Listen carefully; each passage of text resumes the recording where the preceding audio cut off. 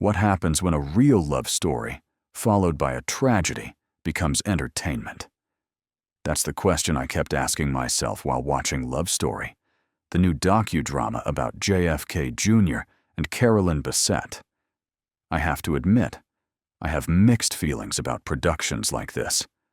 I understand the allure, and I've certainly enjoyed these types of productions in the past. After all, dramatizing a version of a real person's life can be incredibly compelling. And when you have public figures like JFK Jr. and Carolyn Bessette, you can certainly understand the appeal.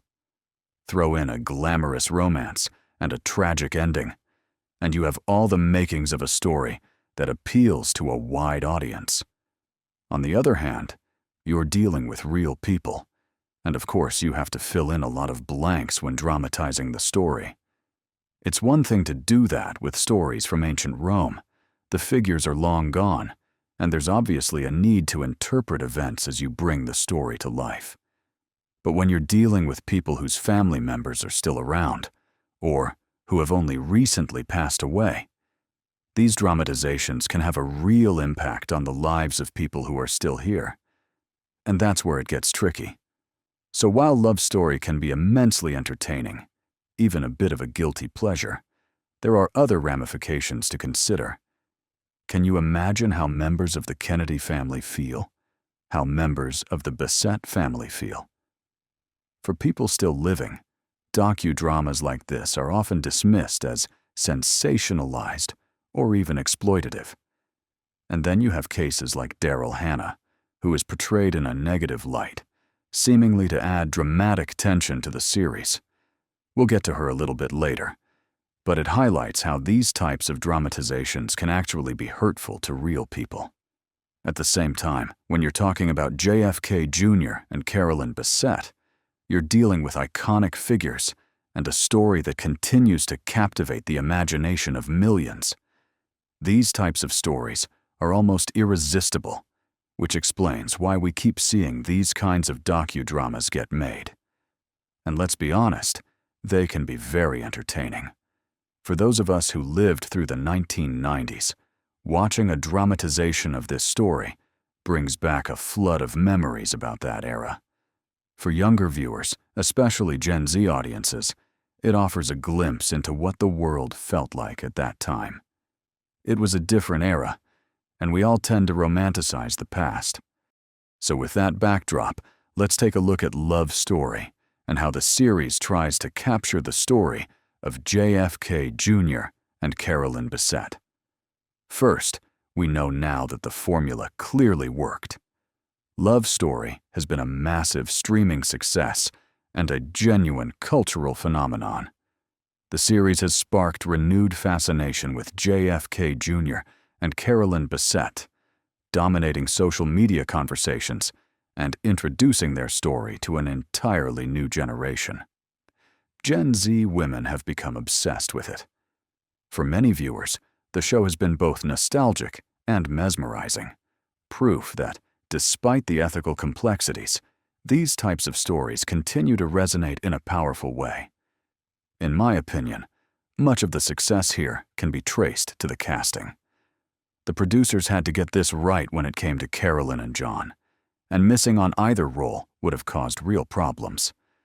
The producers absolutely had to get this right when it came to Carolyn and John, and missing on either role would have caused real problems.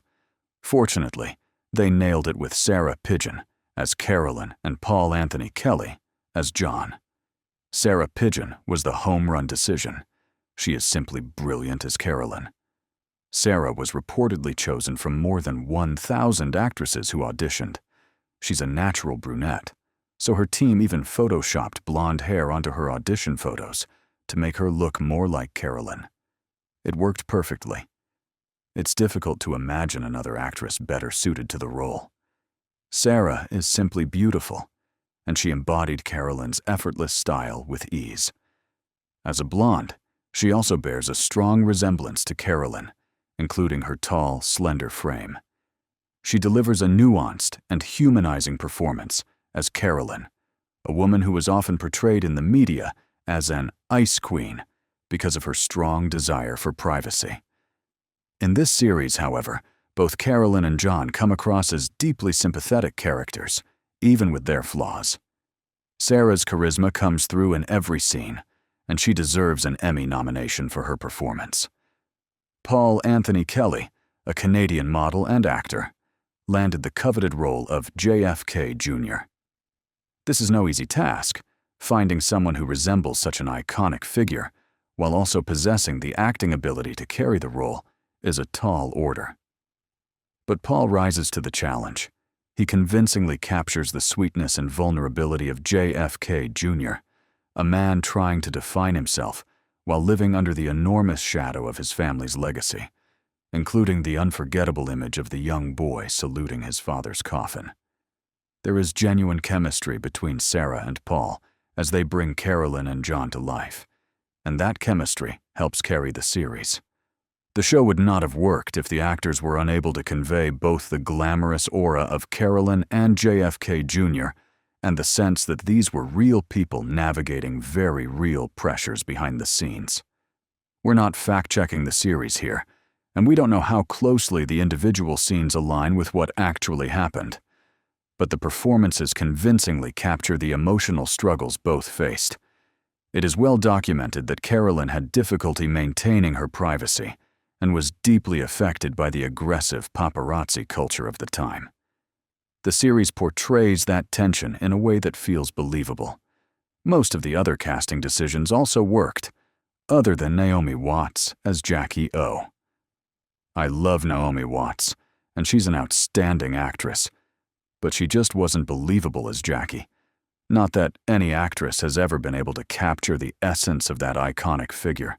Which brings us to the main issue with the series, the controversy surrounding Daryl Hannah's portrayal in the story. For those who may not remember, Daryl Hannah dated JFK Jr. on and off for several years in the early to mid-1990s, before his relationship with Carolyn Bessette. In a rare public statement, she strongly criticized the show in a March 2026 guest essay in the New York Times, arguing that the series spreads outright falsehoods about her life and her relationship with Kennedy. According to Hannah, the character portrayed in the series bears little resemblance to reality. She states plainly that the depiction is not even a remotely accurate representation of my life, my conduct, or my relationship with John. She specifically disputes several of the show's more sensational elements, including suggestions that she hosted cocaine-fueled parties, pressured Kennedy into marriage, planted stories in the press, or behaved inappropriately at deeply personal family moments. She says none of that ever happened. Hannah also takes issue with how the series frames her character as an obstacle to the central romance between John and Carolyn, portraying her as clingy, self-absorbed, and emotionally unstable in order to heighten the drama.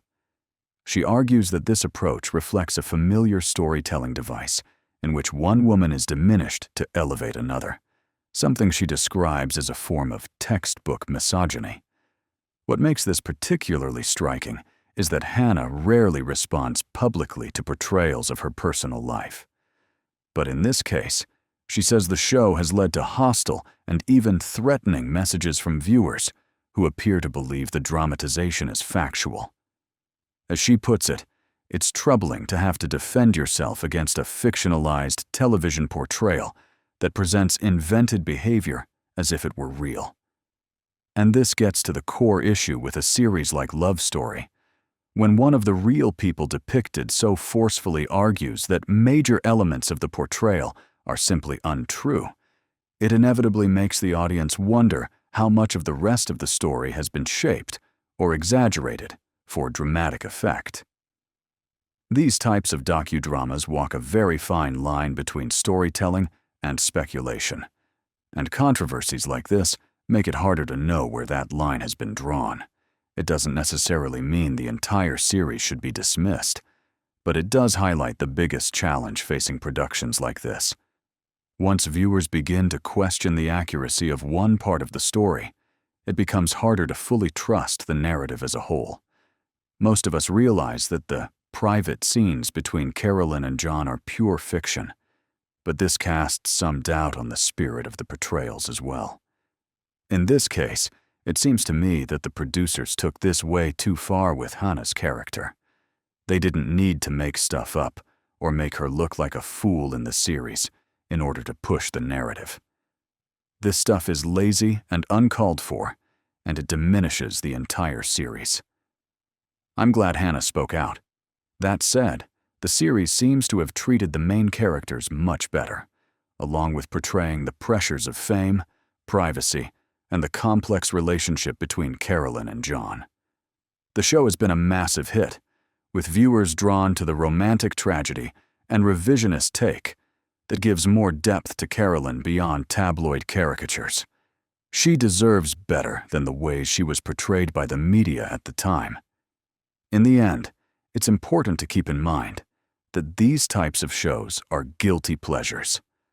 The stories can be fascinating and fun.